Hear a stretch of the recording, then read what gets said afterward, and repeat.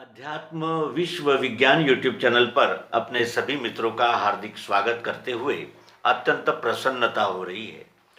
अध्यात्म समन्वय ये हमारा विषय है और इस विषय में हम ये देख रहे हैं कि अनेक मत पंथ संप्रदाय और उस संप्रदाय के विचार अध्यात्म विज्ञान में किस तरह समन्वित होते हैं, समाहित होते हैं। श्री ओशो रजनीश कहते हैं कि आप मन को देखिए, जैसे जैसे आप मन के साक्षी होते जाएंगे वैसे वैसे आपको शांति प्राप्त होती जाएगी। यही विचार श्रीमद् भगवद गीता में इस तरह आया है। भगवान श्री कृष्ण कहते हैं कि शुद्ध प्रदेश में डाले निजासन हिले नहीं, अति ऊंचा न नीचाओ, दर्भ पे चर्म वस्त्र हो। उस आसन पर बैठे हिये की वासना त्यजे, स्थिर मन से करे योग हेतु से चित्त शुद्धि के। काया गर्दन माथे को सीधा अचल स्थिर करे, दृष्टि नासाग्र में राखे दिशाएं देखना त्यजे। भीति त्यागे रहे शांत आचरे ब्रह्मचर्य को, मन रोके मुझे ध्यावे मत परायण हो रहे। मन रोके मुझे ध्यावे मत परायण हो रहे। मन को रोके मुझे ध्यावे, ध्यावे का अर्थ होता है मुझे, यानी मेरा स्मरण रखे, सदैव मेरे ध्यान में रहे। वो कौन है मेरे? ये मेरे किसके लिए कहा गया है? यह अत्यंत मौलिक बात है मित्रों। ये कौन है जो कहते, भगवान श्री कृष्ण जी कहते हैं कि मन रोके मुझे ध्यावे। तो क्या वो 3.5 हाथ के शरीर की ओर इंगित कर रहे थे कि मेरा ध्यान किया करो? और कृष्ण जी तो साथ ही थे, तो उनका ध्यान कैसे किया जाता है? ध्यान कहते हैं स्मरण रखने को। तो यहाँ वो कहते हैं कि मन रोके मुझे ध्यावे मत परायण हो रहे, यानी मेरी सेवा में ही परायण रहे, मुझ में ही मैंने आकर्षित रहे, मुझसे ही व्यवहार करता हुआ रहे। प्रशांतात्मा विगत वीर ब्रह्मचारी व्रते स्थिता, मनः संयम्य मच्चित्तो युक्त आसित मत्परः। भीति त्यागे रहे शांत आचरे ब्रह्मचर्य को, मन रोके मुझे ध्यावे मत परायण हो रहे। अब इसके लिए विधि बताई है श्रीमद् भगवद गीता में। ओशो ने 108 ध्यान की विधियों की खोज की। उन्होंने खोजा कि मन को किस तरह शांत किया जा सकता है, उसे एकाग्र और जिसे मन को देखा जा सके, यानी मन के हम साक्षी बने। इसलिए अब यहाँ ये भगवान श्री कृष्ण जी एक पद्धति बताते हैं, आसान सी पद्धति बताते हैं। लेकिन उस पद्धति को बताने का हेतु क्या है? ओशो अपनी 108 ध्यान की विधियों से बताने का हेतु रखते हैं कि आप मन के साक्षी हो जाओ।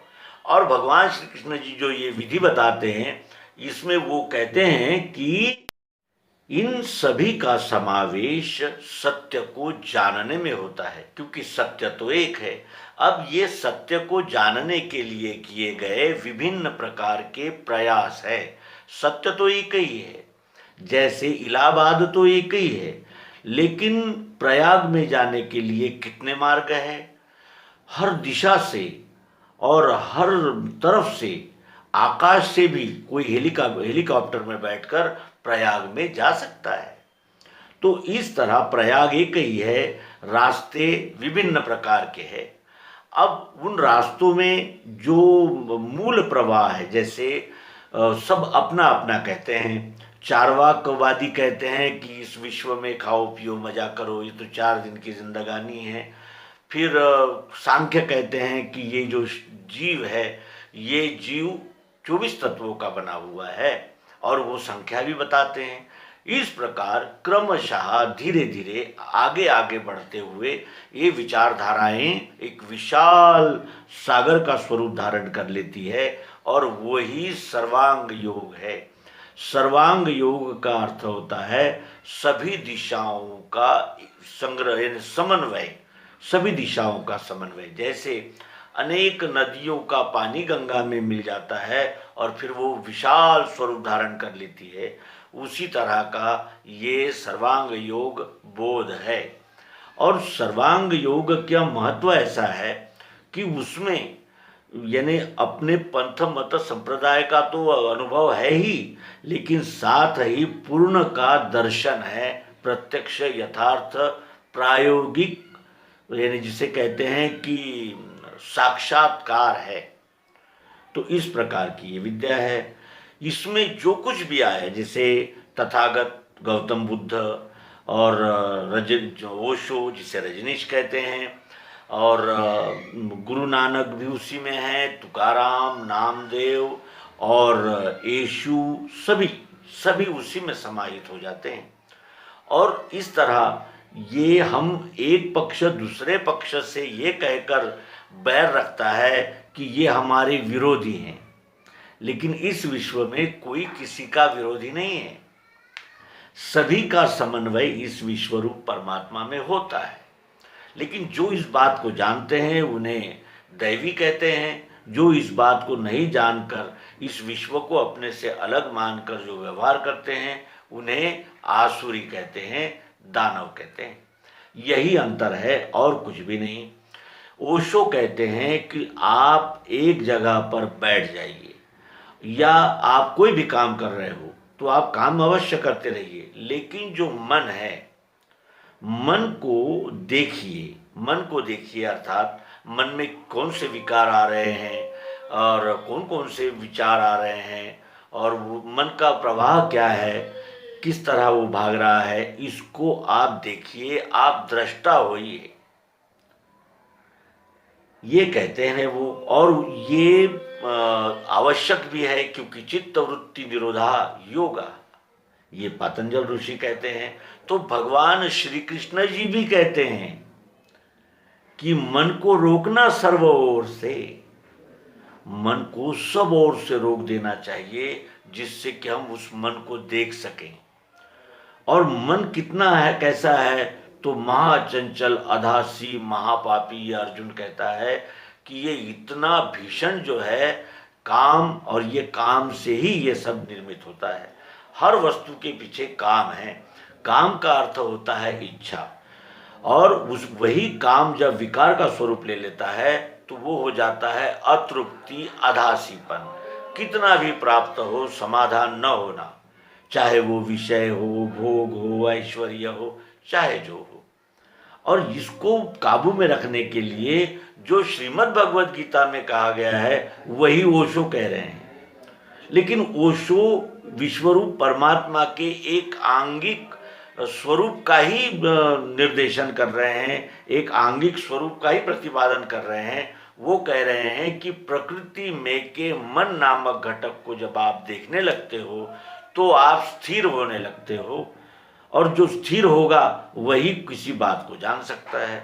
तो क्या यह अध्यात्म विज्ञान की दिशा में सहयोगी विचार नहीं है? सब सहयोगी है, केवल वो स्टेजेस है, और सभी स्टेजेस का समापन समन्वय उस मंच पर हो जाता है, क्योंकि स्टेजेस पार करते हुए ही तो हम मंच पर जाते हैं। तो ये कहने का आशय यह है कि सभी की उपयुक्तता है, सभी की प्रासंगिकता है, केवल यदि हम संपूर्ण की ओर देखते हुए उसका अनुशीलन अध्ययन किया है तो।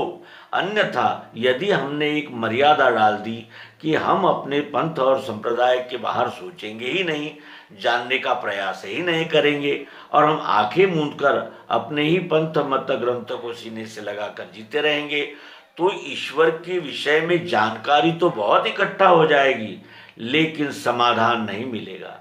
क्योंकि सर्वांग योग के मुमुक्षु का प्रश्न ही यह है कि मुझे समाधान नहीं स्थायी, चंचलता मेरे मन की मिटती नहीं। मेरे मन की चंचलता मिटती नहीं और इसीलिए मुझे स्थायी समाधान की प्राप्ति नहीं हो रही है। आप मुझे यदि इस उपलब्धि को दिला सकते हैं तो मैं आपका धन्यवाद करूंगा और मुझे यही चाहिए, शब्द नहीं चाहिए। क्योंकि पंथ मत संप्रदाय ग्रंथों में शब्द है, कुछ रोचक है, कुछ भयानक है। ये विवेक दृष्टि से देखने पर ध्यान में आता है। मन यानी मन चंचल है कृष्ण, अनाशी अधासी, ये यहाँ कहा है। तो ये सर्वांग योग का मुमुक्षु कहता है समाधान नहीं स्थायी, वो कैसे मुझको मिले।